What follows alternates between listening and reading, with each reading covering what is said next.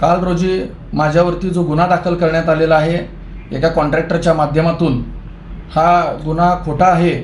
या प्रकरणामध्ये मी कधी त्याला पैशाची मागणी किंवा त्याला मारहाण केलेली नाही, परंतु राजकीय करिअर हे कुठंतरी बदनाम व्हावं याकरिता हे सगळं षडयंत्र पोलीस प्रशासनातील एका अधिकाऱ्याच्या माध्यमातून हे होत आहे। यापूर्वी मी निवडणूक अधिकारी यांना पत्र देऊन कळवलेलं आहे की DCP कबाडे हे माझ्यावरती वारंवार खोटे गुन्हे दाखल करून नाहक बदनामी करत आहेत। DCP कबाडे यांच्या बाबतीमध्ये दिलेलं पत्र हे खरं तर या सगळ्या गुन्ह्यांमागचं कारण आहे। गेल्या 3 महिन्यामध्ये माझ्यावरती हा तिसरा खोटा गुन्हा दाखल हे DCP कबाडे यांनी केलेला आहे।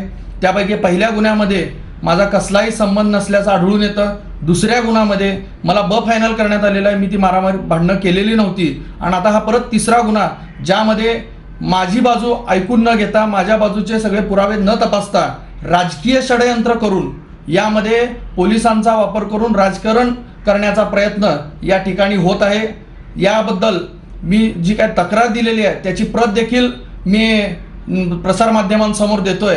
खरं तर या कॉन्ट्रॅक्टरचा आणि माझा कसलाही संबंध या अगोदर आलेला नाही आहे, परंतु काल दुपारी 11 वाजता घडलेली घटना ते सांगतात आणि रात्री 11 वाजता गुन्हा दाखल करतात। या व्यतिरिक्त या अगोदरच्या 2 गुन्हे हे रात्री 1 वाजता आणि रात्री 2 वाजता गुन्हे दाखल करतात, जेणेकरून मला माझी बाजू मांडण्यास कुठेही मदत होऊ नये याकरिता हे षडयंत्र आहे।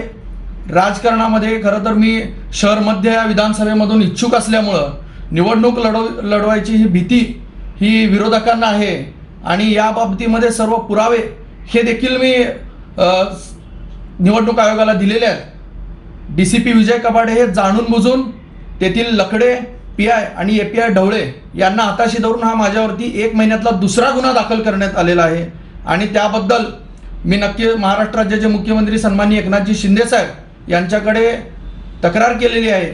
संबंधित अधिकाऱ्याचे निलंबन होऊन या बाबतीमधले तपास करण्यात यावं। खरं तर मला मानसिक त्रास देण्याचा हा उद्दिष्ट आहे।